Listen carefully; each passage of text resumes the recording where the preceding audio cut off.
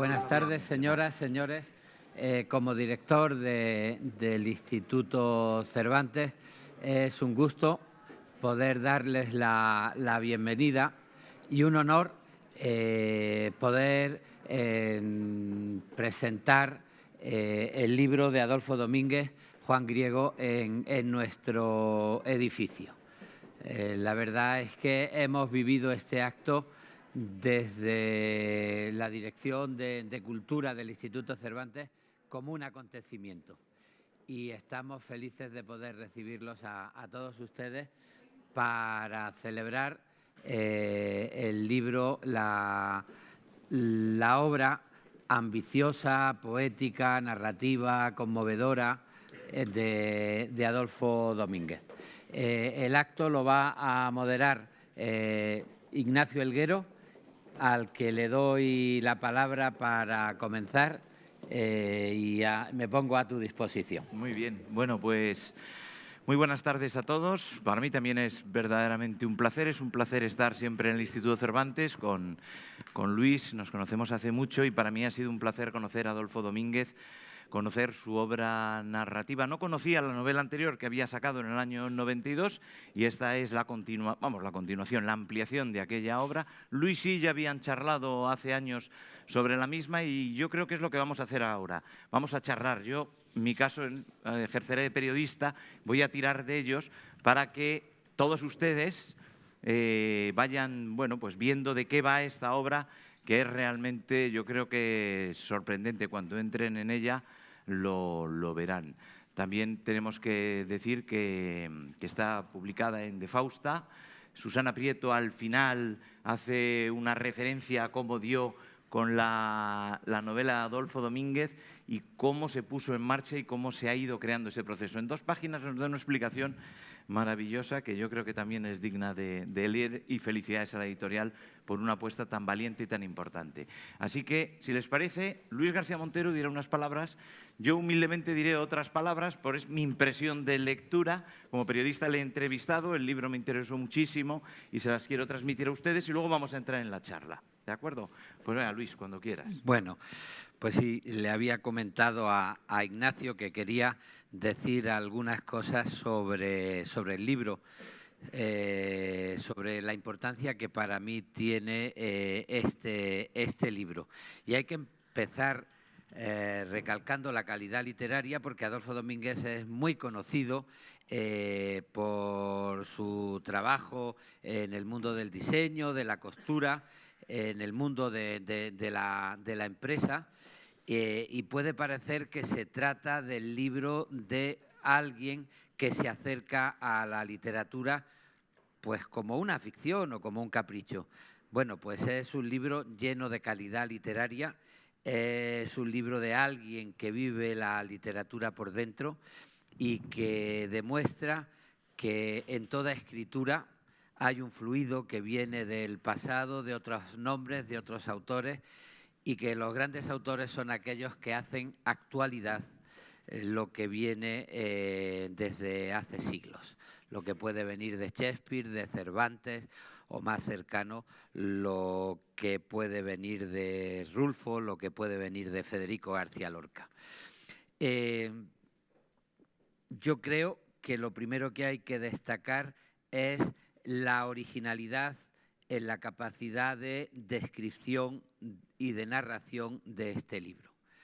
Hay escenas conmovedoras y hay momentos que captan enseguida la atención del lector y que hace que sea muy difícil dejar la lectura, aunque es un volumen de más de 700 páginas. Pero hay momentos donde se capta el sentido de una tortura o un acto erótico o un encuentro azaroso en París o una acción de guerra o la mirada de una hija, cualquier tipo de reencuentro que se da con una precisión que hace que el libro tenga unidad, lleno de fragmentos que por sí mismos sostienen la emoción. Y esto es posible por otra cosa que me parece que está en la raíz de la originalidad del libro de Adolfo, que es su capacidad de condensación poética. El libro narra en verso libre, busca la agilidad y la precisión al mismo tiempo en frases que muchas veces no solo son claras, sino que son memorables como un verso, que te obligan a mirar a una situación de una perspectiva determinada. Y esta capacidad de poesía en verso libre mezclada con la narración es lo que hace que el argumento sea un argumento lleno de emociones y conmueva al lector. En un momento determinado se dice que la razón no se sostiene sin su relato, y es verdad. Esta obra relata la vida de Juan Griego, una vida intensa. No voy a contar el argumento porque es el primer acto de prudencia que debe tener el presentador de un libro, pero bueno, sí se puede decir porque desde el principio, en las primeras páginas aparece, es un marino de la Argentina que trabaja en la famosa escuela mecánica que se convirtió en un centro de torturas con el proceso y la dictadura argentina, y a partir de ahí pues se va narrando una situación en la que se enredan los recuerdos, los azares de la realidad, las ilusiones, las ambiciones de los personajes. Una historia que enlaza el principio con el final, porque esto es otra cosa que quiero decir. Una parte importante de este libro trata sobre el tiempo. Hay muchas meditaciones en el libro.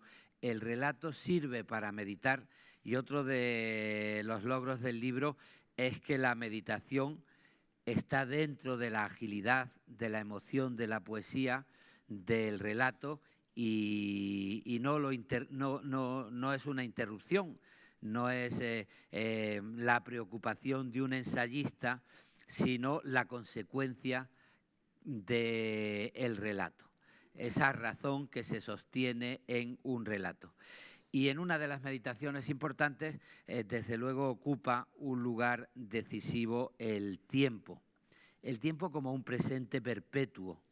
El pasado está encerrado en el presente, el futuro se fabrica en el presente, los personajes se pueden vivir por dentro porque de pronto se nos dan señales de cuál fue su formación, de cómo se van elaborando las personas, cómo se elaboran los personajes literarios. Y en ese sentido, el libro nos dice que las cosas no se acaban nunca de contar, porque el pasado, que se enreda en la manera de ser de los personajes en su presente, pues está siempre abierto al futuro. Y por eso es muy clave el ejercicio de jugar con reencuentros que pueden ir pues de un viejo amor al cadáver de un ahogado, a un soldado del ejército que aparece como mendigo aquí muy cerca en el Retiro. Y en este juego del tiempo, del pasado, del presente y el futuro, pues hay una preocupación que a mí me parece permanente y profunda sobre el destino de los seres humanos, el destino abierto de los seres humanos. ¿Existe el libre albedrío? Bueno, el lector de Juan Griego no tiene muchos argumentos para creer en el libre albedrío. Somos una mezcla de física, de leyes naturales y de los azares de la realidad. Y a partir de ahí, claro, lo que toma importancia es la fuerza de la conciencia individual. En este libro están muy presentes las ideologías. Se vive la dictadura argentina, se vive la salida del franquismo, se vive también el capitalismo salvaje, donde los especuladores se engañan unos a otros. Hay un momento de crisis que es el momento donde todo parece conmoverse y estallar. Las ideologías por sí mismas se quiebran y dejan el lugar a la responsabilidad de la conciencia de los individuos, que son los que pueden conversar y los que pueden vivir, pues por ejemplo, el paso del tiempo, las rupturas generacionales, la relación de padres e hijos, pero también la belleza, pero también el problema de las identidades, el problema de la violencia, en un mundo marcado por la represión, por los secretos, por el narcotráfico, la necesidad de responder desde la propia conciencia es el único posible eje que nos sostiene en los destinos entre la necesidad física, de las leyes naturales y el azar. Y para terminar, quiero decir que dentro de la elaboración de los personajes creo que tienen un valor principal las identidades femeninas, las mujeres. Bueno, nombres como Adriana, como Tiziana, como Valeria, son nombres que exigen tomarse muy en serio la artesanía en la construcción literaria y en la construcción de los personajes. Y cito estos nombres porque está claro que en esta obra hay mucho de la biografía de Adolfo Domínguez. Pero no es un libro biográfico, es alguien que ha vivido, alguien que ha tomado de su biografía datos sobre la vida, sobre la realidad, para componer un monumento literario. Y en este sentido, cuando uno piensa en la narración, en el verso, en la metáfora, en la construcción de los personajes, pues uno reconoce la importancia que en el trabajo tiene la artesanía, el detalle, la atención, el comprender la técnica. Es la artesanía lo que nos permite convertir la biografía en arte. Y la artesanía de alguien como Adolfo Domínguez convierte lo que pudiera parecer una afición o un empleo en una vocación, en un oficio, y la seriedad con la que ha vivido sus oficios en la vida es la que ha convertido Juan Griego en una verdadera obra literaria de valor muy, muy, muy estimable. Esto es lo que yo quería decirles. Muchas gracias.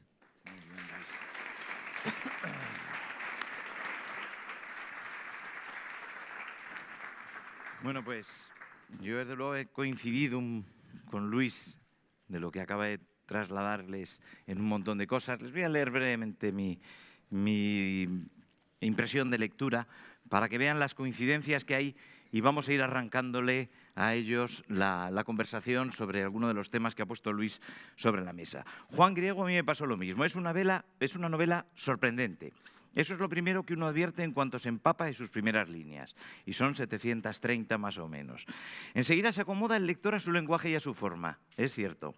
Desde el punto de vista formal, es una obra que rompe los formalismos estéticos del género para embarcarnos en un texto que discurre en versículos, cuajado de diálogos, y en el que a los personajes se los conoce por lo que dicen y hacen, y no por lo que se escribe de ellos.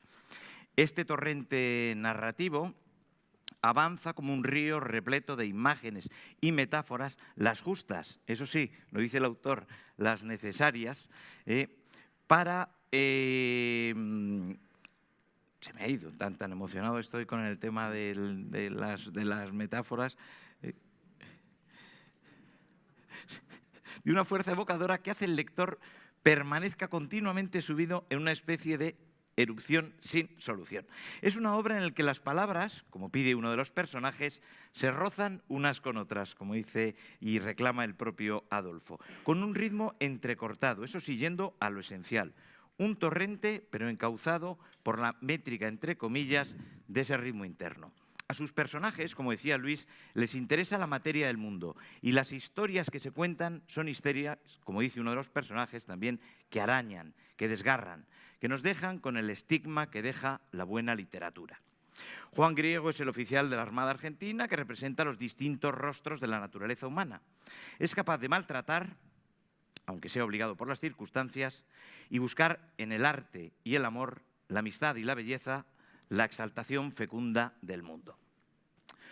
De su mano vamos a vivir la dureza de la dictadura militar argentina y la corrupción de sus distintos gobiernos, el narcotráfico colombiano, la violencia gratuita del mezquino y el ignorante, la tristeza y la ruina de los pueblos latinoamericanos, el juego sucio de la política mundial y el entramado económico y sin escrúpulos que mueve el mundo. Así, desde luego, como los muros y los espejismos de las ideologías. A través de las acciones y los diálogos de Juan Griego, con una serie de personajes troncales que acaban levantando una especie de obra coral, pues la novela camina entre la aventura, el género negro, el histórico y el memorístico. La reflexión filosófica, que la hay y mucha, empapa parte de la obra. Bien sea a través de la física y la matemática, con ese profesor tan estupendo que es Caga Esmeraldas, o de la literatura, con ese otro profesor que aparece, que es el letraherido. Y todo ello cabalga como un eterno poema épico, pero cargado de la exaltación de lo lírico, porque yo también creo, como ha dicho Luis, que es un largo poema. El gran arte, dice uno de los personajes, no solo hechiza, sino que ilumina el otro lado de las cosas. Pues bien, eso es lo que consigue esta novela, y a mí desde luego me lo ha parecido Juan Griego, que hace que indaguemos en el otro lado de las cosas para saber que la literatura y la buena literatura nos entrega la dicha, el arte y, en definitiva, el placer. Como ven, sin habernos hablado, hemos coincidido en muchos de los puntos. A mí me gustaría ubicar la novela, comenzar ubicando la novela, ¿no? Hablábamos de las ideologías, las revoluciones, las contrarrevoluciones, en una América Latina que está realmente distorsionada. Estamos hablando de Chile, de Cuba, de la Argentina del golpe militar de 1976, que dura hasta el 81-82, si no me equivoco, y ahí ubica Adolfo Domínguez la novela. Me gustaría que nos explicara y que charlarais el porqué y qué supuso y cómo llega a España aquella convulsión latinoamericana. Bueno, a España llegó de muchas maneras. Primero porque podíamos leer en la prensa lo que estaba ocurriendo y después porque enseguida empezaron a llegar gente que salía al exilio y contaban pues de qué manera los habían maltratado, cómo se habían podido escapar los que habían desaparecido o los falsos fusilamientos que hubo, ¿no? Fue algo que impactó inmediatamente, quizá porque España estaba saliendo de una dictadura y de pronto aparecía aquella barbarie en Argentina. Pero a mí lo que me gustaría plantearle a Adolfo, ya que aquella fue una historia que impactó en aquel momento, si es una decisión literaria empezar la novela por una escena donde de pronto se pone una tortura en toda su crueldad con un torturador que además parece que podría ser buena persona y que está obligado a la violencia en ese momento. ¿Decidiste empezar con una escena de impacto? La verdad es que yo no me atreví nunca a poner esa escena como primera. Fue mi hija Tiziana, cuando leyó la novela 10 o 12 veces y me corrigió de una manera implacable, como luego Susana Prieto Mori. Son las dos correctoras las grandes correctoras de la novela, porque creo que ambas hicieron un trabajo, pero sí, en este caso fue Tiziana la que cogió la tortura y zaca, al principio. Yo me resistía, pero me dijo, al principio. Y le hice caso y acerté claramente, porque empezar por la tortura a mí me sobrecogía, porque esa misma escena me sigue sobrecogiendo cada vez que la leo. Y yo empezaba por el verano, que era wow, pero no, Tiziana me dijo, zaca, y luego hay que mantener, el problema de empezar tan fuerte es que tienes que mantener hasta el final, pero luego hay que hacerlo. O sea, que en realidad yo no la puse, yo la tenía de segunda o tercera. Bueno, yo he hablado del impacto que tuvo el proceso argentino aquí por los periódicos y tal, pero bueno, en realidad tú tenías mucha familia en Argentina, claro. ¿no? Los gallegos siempre tuvimos mucha familia en América, pero yo en mi caso concreto eran varios tíos, pero varios. La última murió hace poquito, aún en Buenos Aires, bueno, 8 o 10 años. 6 tíos en Argentina y 2 tíos, tío y tía. Digo tíos incluyendo el género, los distintos géneros, tíos y tías. Entonces las cartas en el pueblo en el que nací, que era entre Tribes y Mendoza, era cada semana. Yo vivía en Buenos Aires. De hecho, yo lo cuento, pero es que es así. A mí me costó muchísimo en el colegio entender que Madrid era la capital de España. Para mí era Buenos Aires o México. O sea, no tenía ni con la... Porque antes no había las comunicaciones que hoy en día.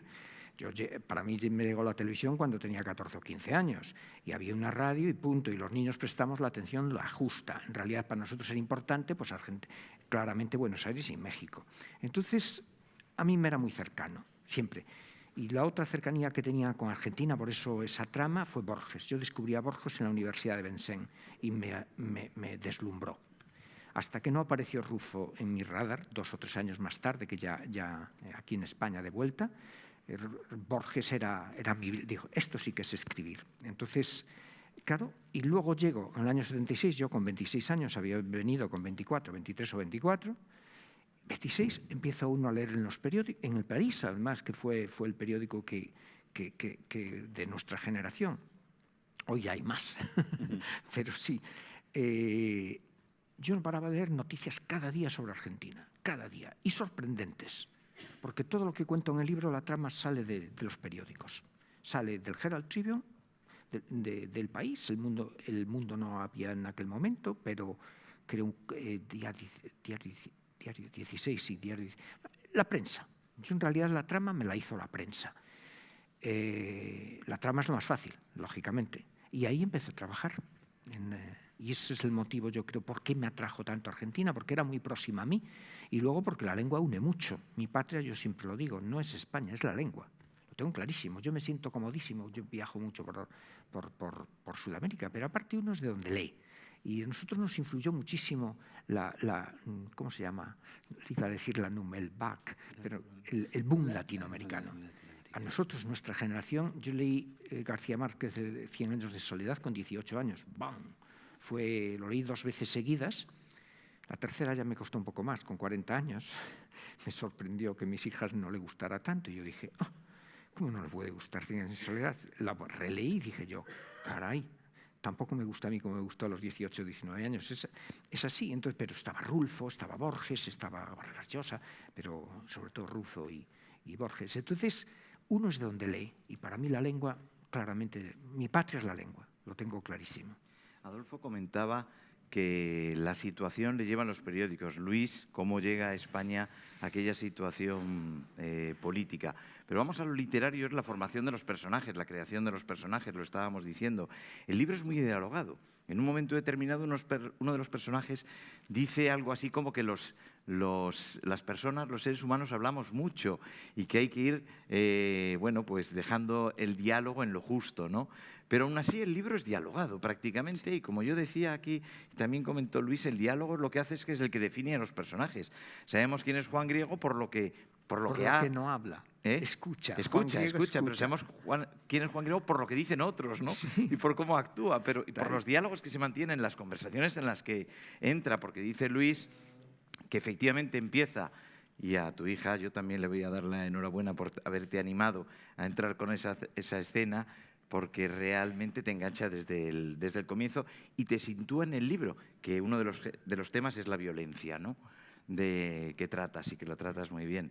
Pero evidentemente los personajes los vamos a conocer a través de los diálogos y los construyes con las conversaciones. Eso es lo literario, ¿no? Yo no sé tú también, Luis, cómo lo habéis visto y tú cómo has vivido ir levantando una serie de personajes tan distintos, tan poliédrico, que es Juan Griego, que es capaz, como decíamos, de maltratar y después de amar con una de las dulzuras poéticas más bellas que puede haber en alguno de los pasajes y establecer esa pasión con don Álvaro, que es uno de los personajes, el padre de una de las novias que tiene, ¿no? Pero a través de esos diálogos, que ese es el proceso literario, levantas la novela. Una novela que podría ser hasta coral, como decía, ¿no? Sí, es realmente Shakespeare. O sea, yo realmente aprendí en Shakespeare que se puede decir todo con diálogo. Y lo que no se diga con diálogo, desconfía, porque en realidad en la novela del 19, que me encanta, y sobre todo que La Cartuja de Parma, que es mi novela preferida, con la de Tolstoy, Guerra y Paz, pero la descripción pesa en el 19. Se nota que no había cine y fotografía y evidentemente los lectores de aquel tiempo necesitaban información de ese tipo, pero hoy no. Entonces, lógicamente, yo paso por la descripción como si fuera el rayo, o sea, solo si encuentro algo emocional. Yo describo si me emociona algo, y si no me emociona, ignoro el contexto y me atengo a lo que es el movimiento, el río del cerebro, el río que llevamos dentro. O sea, el cerebro es tan enorme en los seres humanos, es más que el resto, y además gasta incluso más energía que casi el resto. Entonces, lo que pasa y lo que pasa en el cerebro, sobre todo, es lenguaje. O sea, el lenguaje es el origen de todo, incluso de la ciencia. Ahí está, el ser humano es lengua. Entonces, a mí, lo que se digan los personajes me es suficiente para describir. Y luego, algún latigazo, alguna metáfora que defina a un personaje, que es como las uso. Si no, me atengo al sujeto, verbo, predicado, y muy ordenado, muy ordenado. Y en la construcción de los personajes también los juegos del tiempo, ¿no? Sí. De pronto como vuelve la infancia, el flashback, como un accidente, una desaparición puede marcar la vida de un personaje. Sí. El recuerdo de una señora que ayudaba en la casa y te cuidaba de pequeño, ¿no? Las relaciones con Manuela, la madre. Manuela, que además es la muchacha la chica de Valeria, una chica que trató maravillosamente a Valeria y que se fue cuando se mudamos, y fue un trauma tremendo para mi hija, que en realidad coincidió que la niña mayor, su hermana mayor Adriana fue al internado de Inglaterra con 8 años, ella tenía 5, 3 años menos, y al mismo tiempo Manuela se va. La niña me cae enferma, cuidados intensivos durante 2 o 3 semanas. Claro, un palo tremendo. Yo describo, y como viví con ella, pues sé el palo que fue. O sea, que en los seres humanos el pasado está dentro de nosotros. Es ese, y luego cuando estudias un poquito la teoría de la relatividad, es que no existe el tiempo, es el compacto, el espacio-tiempo, todo junto, compacto. Entonces, claro, el tiempo es una ilusión, es un espejismo, tal como lo conocemos con los sentidos. En realidad es el espacio-tiempo. Entonces, en el espacio-tiempo, el pasado y el futuro están presentes ahí, como un paisaje. Entonces, y de ahí el poder que tienen las cosas del pasado en los individuos. O sea, que cuando va perdiendo los recuerdos, esa escena que es tremenda, porque es muy joven, y la pérdida del recuerdo, eso es un drama. Un drama.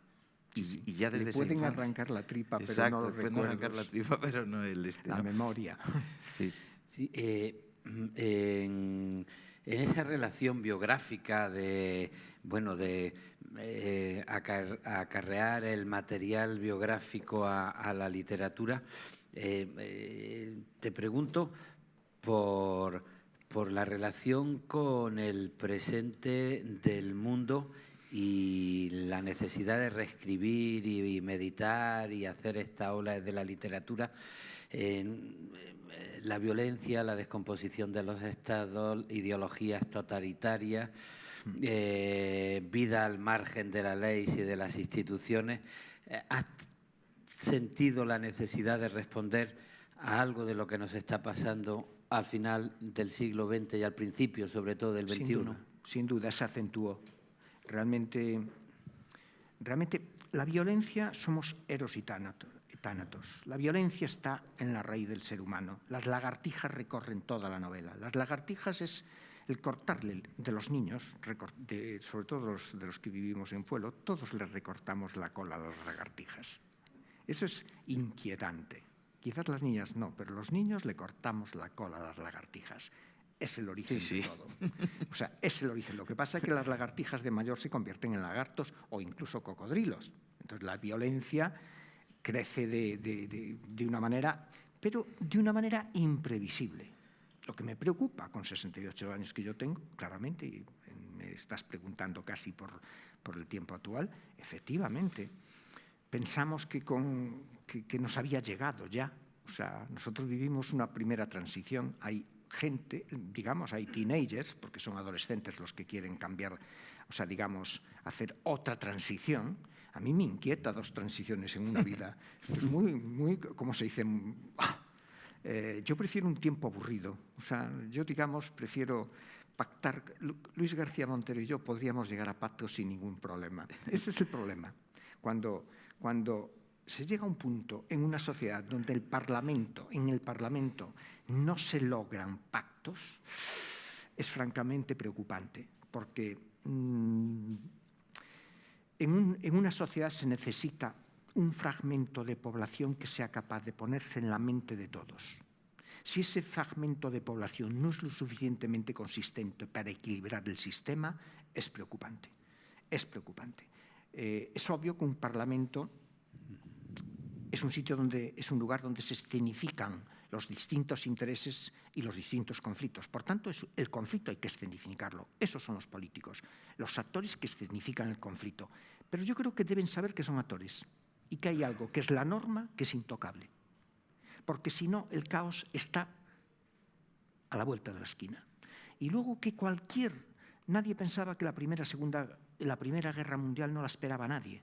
Fue un asesinato en Sarajevo el que provocó una deflagración general que no se la esperaban realmente.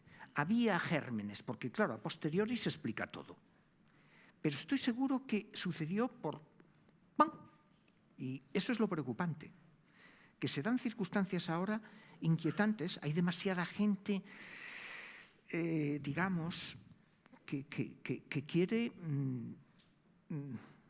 incluso democracia asamblearia. Yo creo en la democracia representativa. Hay que elegir los representantes que estudien y que se cualifiquen para que resuelvan los temas ellos. No puedes dejar a la Asamblea y a la Mansa en un país de 400 millones de habitantes, no es viable. O sea, creo que la representación es sagrada. Y en el caso de España yo considero, como en todos lados y en mi vida, la norma es sagrada. Y si quiero cambiarla, con los cauces. O sea, es así, y si no, se cumple. Y para mí es la única manera. Esto es Shakespeare, es un punto de conservador, pero claro, con 68 años no me avergüenzo ser conservador, como Shakespeare. O sea, bueno, pero también es el libro de alguien que ha vivido y ha visto cómo las cosas pueden nacer como sueños y pueden corromperse, ¿no? Sí, totalmente. Y entonces, frente al vértigo del instante de la realidad de usar y tirar, está la experiencia de decir, hemos visto muchas cosas y conviene opinar desde una experiencia prudente, ¿no? Que tiene que ver con la corrupción de algunas revoluciones, pero tiene que ver también con la experiencia humana, y eso caracteriza, me parece, la mirada en el libro, la experiencia humana de alguien que sabe que si las razones se apartan de los sentimientos, la vida es un asunto peligroso. Sí. Es decir, si una comandante puede ser condenada por intentar salvar una vida, o si un sacerdote no es capaz de esconder a alguien para salvarlo, si hay razones sin sentimientos y sentimientos sin razones, la vida se convierte un poco en algo peligroso, ¿no? Bueno, la vida es peligrosa. O sea, en realidad yo creo que el peligro y la incertidumbre creo que es y el éxito es escaso.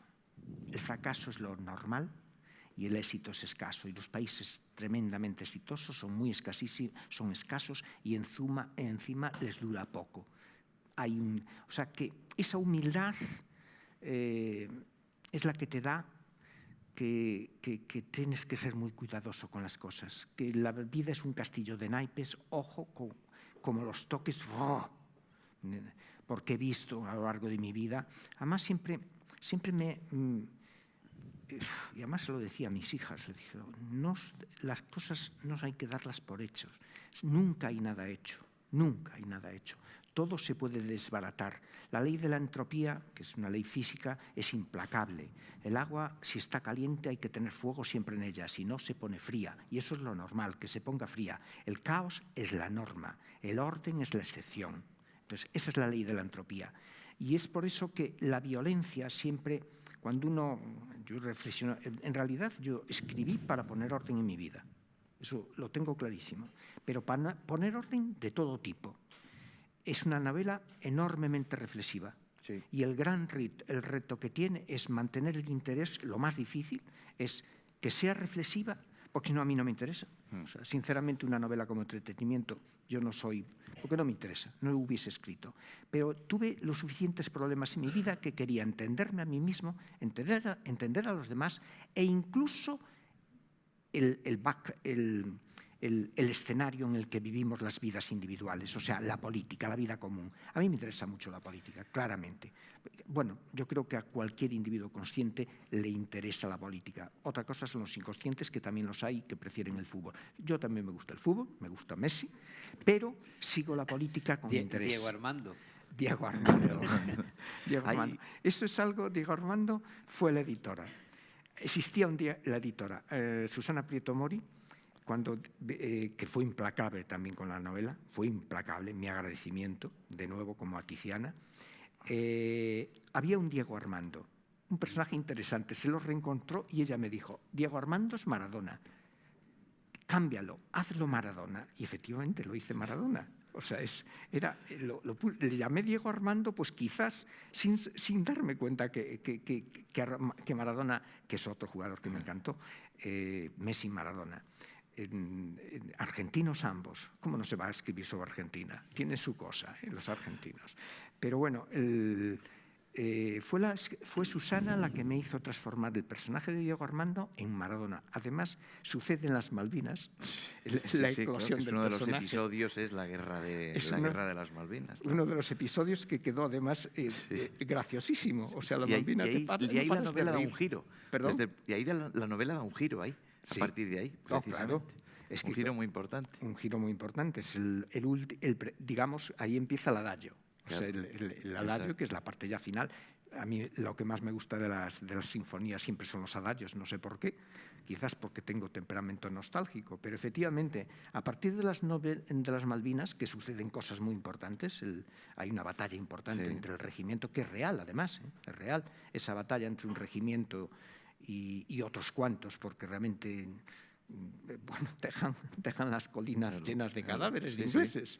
Entonces, si hubiesen resistido así, las Malvinas seguirían siendo argentinas, que es lo que dice Juan Griego. Pero ahí sucede un cambio importante y es 60 o 70 páginas hasta el final, o 80 o 90, que es, digamos, la conclusión, hasta que concluye en el retiro, reencontrándose con su asistente, creo, Pedro Cruz. El teniente, ¿no? Exacto, con su asistente. Hay un tema que me gustaría que tratáramos y que nos comentases, Adolfo, que es el tema de las relaciones paternofiliales, Luis también lo apuntaba, y del tema amoroso. Porque hemos situado el libro en aquella Argentina convulsa del régimen de la dictadura, la Latinoamérica despeñándose en los años 80. Hemos hablado de la violencia, uno de los personajes. Hay dos frases que a mí porque es verdad que el libro es una reflexión y el libro, desde luego, para los lectores empatiza rápidamente con el proceso reflexivo que tiene, ¿no? Le dice don Álvaro, que es el padre de una de las novias de Rocío, le dice, No entiendo la fascinación que la violencia ejerce sobre todos ustedes, les dice, ¿no? Como una especie de reproche y de comentario, porque estaban continuamente con unas conversaciones, la verdad, muy interesantes, ¿no? Y en otro momento dado se dice, la exhibición de la crueldad es una fiesta. ¿Qué es lo que estaba sucediendo? Porque hay algunos asesinatos que se producen, que están narrados de una forma muy realista, que te enmudecen, pero porque son reales, ¿no? Como el tiro que le pegan en uno de los... a aquel chico delante de uno de los protagonistas, porque sí, ¿no? Porque había que demostrar la capacidad de hacerlo. O el episodio referente a ETA, que toca en nuestro país, del guión que está escribiendo Sofía, en el que está participando Sofía, de la película Sin aliento. Sin aliento, ¿no?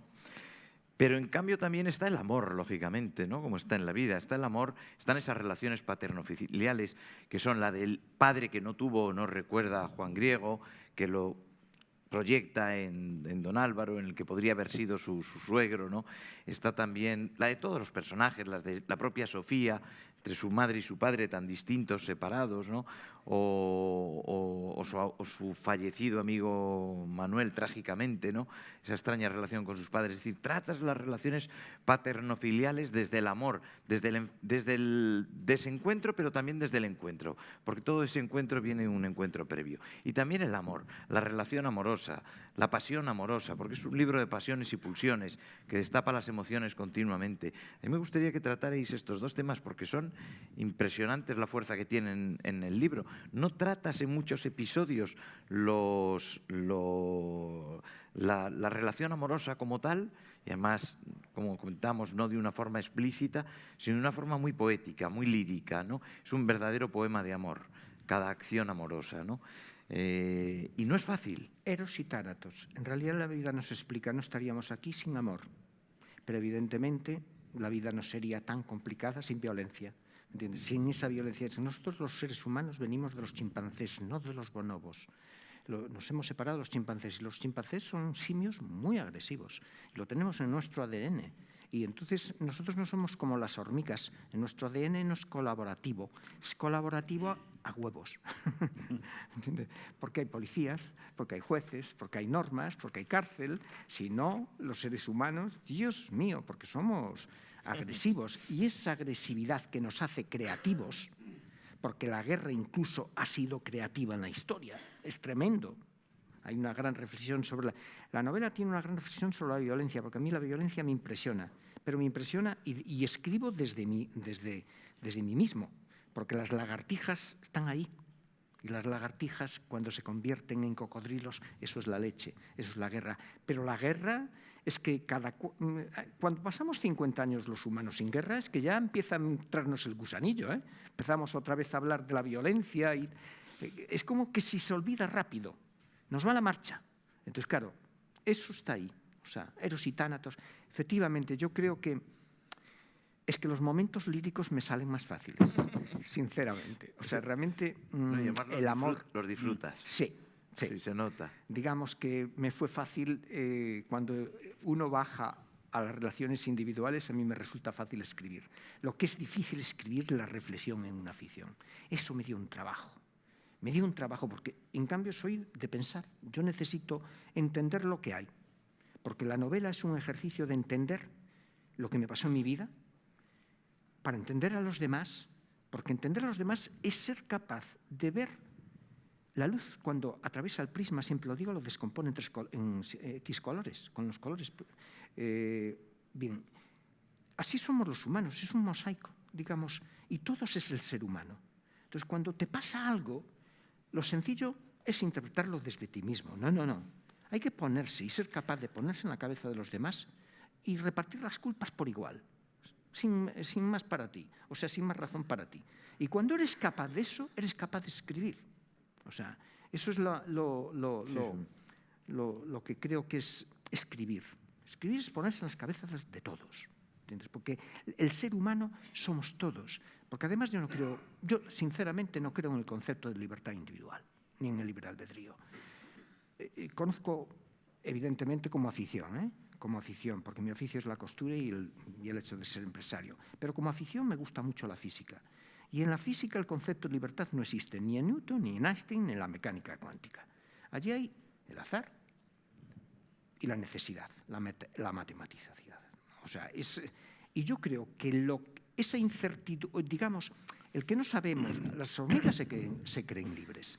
Las hormigas cuando ellas creen que van para un lado o para el otro, son libres. Yo creo que el ser humano es lo mismo. O sea, es un espejismo la libertad y el libre albedrío, pero creo que entre el ADN, las circunstancias y toda una serie de cosas, el margen para la libertad es pequeñísimo. Además, yo creo que hoy se ha matematizado muchísimo. Por ejemplo, los fractales. La costa gallega es un fractal o una coliflor partida por la mitad o un tronco. Los fractales hoy se pueden describir con una ecuación, ya en el siglo XIX, cosa impensable. Lo que, para mí, el margen para la libertad se irá estrechando a partir de que se matematicen los comportamientos de los seres humanos. Se llegará. Y entonces se dirá, sí, parece que nos movemos pues, como las hormigas. Entonces, eso es, realmente llego a esa conclusión, porque si no, creería en la pena de muerte y no creo en ella. No creo en ella precisamente porque los malos, es que yo creo que se hacen malos, pero también nacen malos.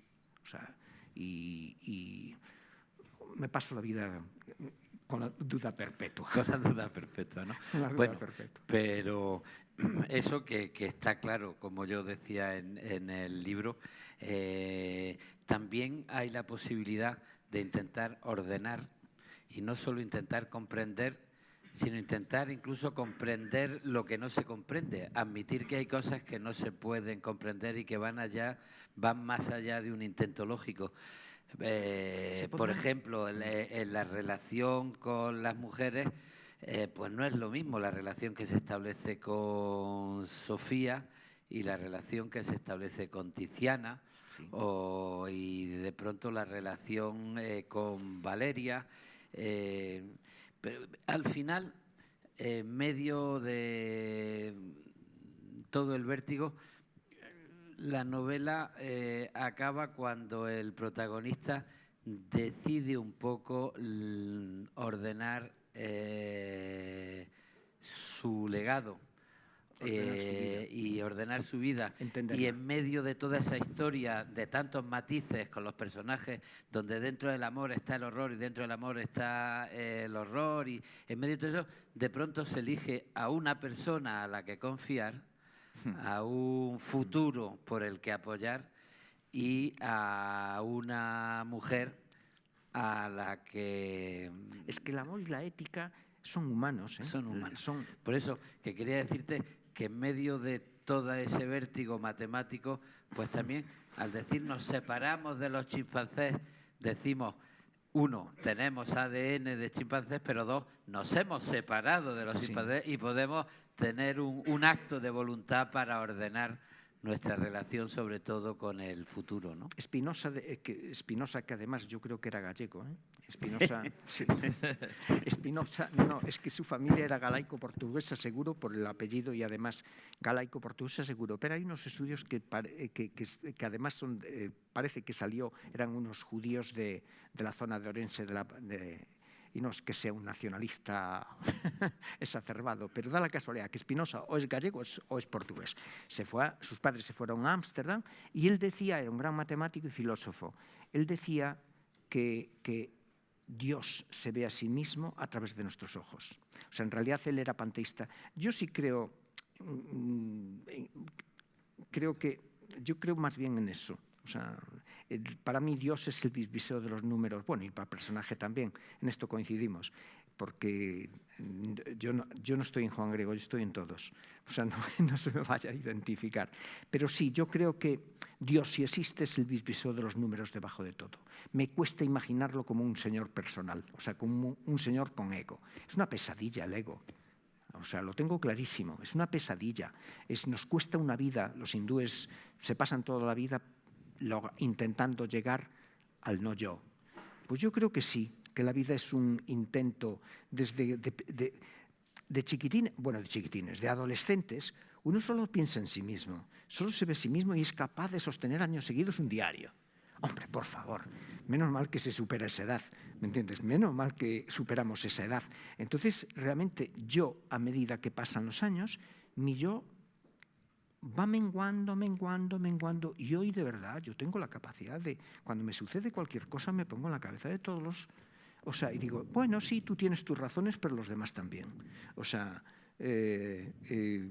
por eso creo que el acercamiento al final... Yo cuando me muera me moriré tranquilo. Digo, qué cansado vivir, qué cansado tener un yo. Y qué cansado tener un yo como los humanos que siempre estamos pensando. Por eso somos tan ambiciosos y por eso hacemos tantas cosas. Pero qué sufrimiento, ¿eh? Pero qué sufrimiento.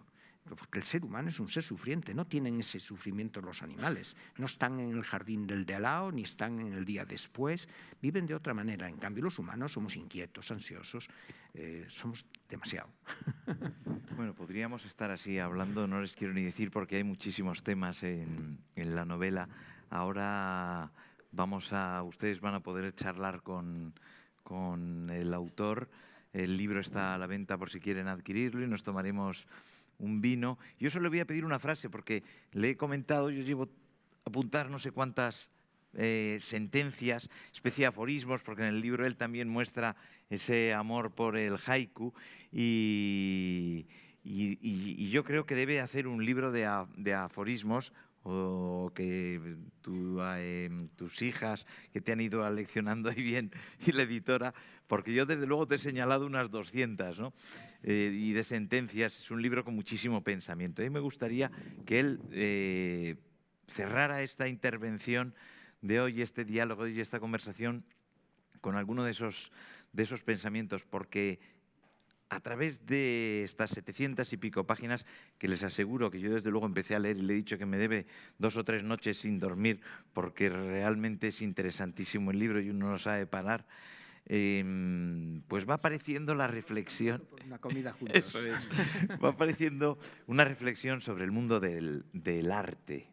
Es decir, hemos hablado del amor, de la violencia, de las ideologías, del cuestionamiento de las mismas, etcétera, ¿no? De tantas cosas, de la violencia, pero está el arte, está la música, está la pintura, está la moda, y todo de una forma nada elitista, sino como parte de nuestra propia vida.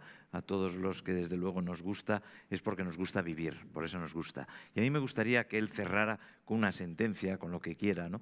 Con una reflexión sobre lo que supone Juan Griego. Pues mire, léanse Juan Griego y encontrarán muchísimos, como él dice, aforismos y frases muy cuidadas. Efectivamente, es un libro muy trabajado, es una vida. Alguien me decía estos días que es un fenómeno de marketing, que es un producto de marketing. Yo digo, pues léelo, hijo, no lo has leído, porque realmente lleva 30 o 40 años de trabajo intenso en mis tiempos libres, pero bueno, con una constancia que solo los amantes de la literatura son capaces de pasar tantas horas, incluso hasta 12 horas seguidas, yo sábados y domingos bajo los árboles.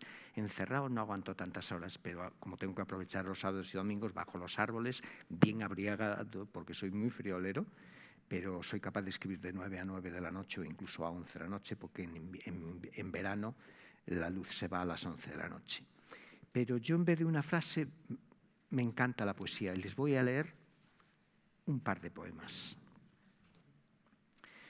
Tú, tan desaparecida, tragada por la tierra como lluvia de paso, puedes estar debajo de las sombras que comparten la noche con mi sombra, en los bares abiertos igual que las heridas que la ciudad habita y condecora, con la tristeza inmóvil que vende un cabaret, donde las gentes pierden el pudor de saberse atormentadas.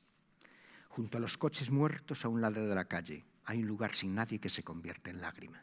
Y yo, desesperadamente lo recorro, porque también mis ojos vagan por la ciudad buscando aparcamiento. En las últimas horas de este lunes, hoy, sin fin, lejano y solo. Se descalzan los días para pasar de largo sin que nos demos cuenta.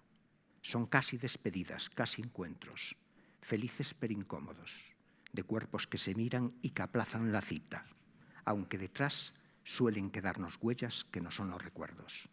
De aquel jardín inculto yo conservo el hombre que venía a desearte, a caminar sin ti, silvestre y solo, porque de ti le hablaban las adelfas, con sus ramas difíciles como muchachas jóvenes, y las palmeras altas igual que tú desnudo, y aquel cielo corrido que buscaba la luz con que el amor te distingue los ojos.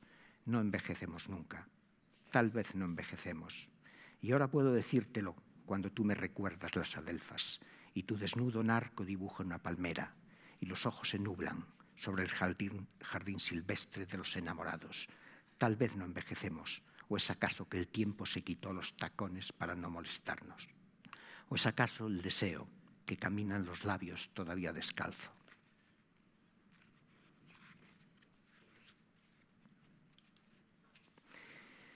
Bajo la luz quemada tienen frío los ojos con que buscas estas horas de octubre, y su jardín manchado de ginebra, hojas secas, silencios que de nosotros hablan al caerse.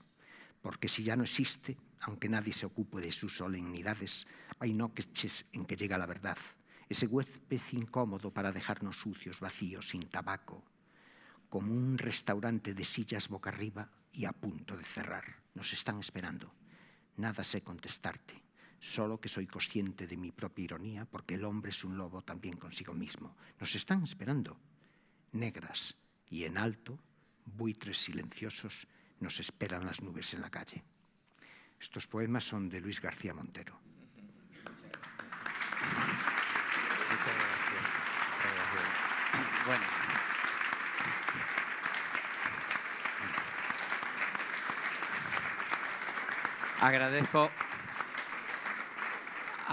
Agradezco esta sorpresa final. Muchas gracias, Adolfo. Les agradezco a ustedes la presencia, a Adolfo que nos haya hecho el honor de estar con nosotros en el Instituto Cervantes, y he visto que a la entrada hay una mesa con libros y supongo que el autor estará encantado de dedicarlo. Esto siempre es un poco mercantil, pero el mercantilismo es necesario. Contaba el actor Juan Margallo que una escena maravillosa que él recordaba de la infancia era en un viejo teatro de Madrid una representación de la Pasión de Cristo, y el actor principal, ahora no recuerdo el nombre, agonizaba. Padre, ¿por qué me has abandonado? Agonizaba. Y antes de que se levantara la gente decía: mañana función de 7 a 9 y de 10 a 12. Bueno, pues siento romper el ambiente que ha generado esta conversación con Adolfo, pero me agradecerá la editora que diga que en la entrada hay una mesa con libros y que el autor estará encantado en firmarlos y en conversar con ustedes. Muchas gracias.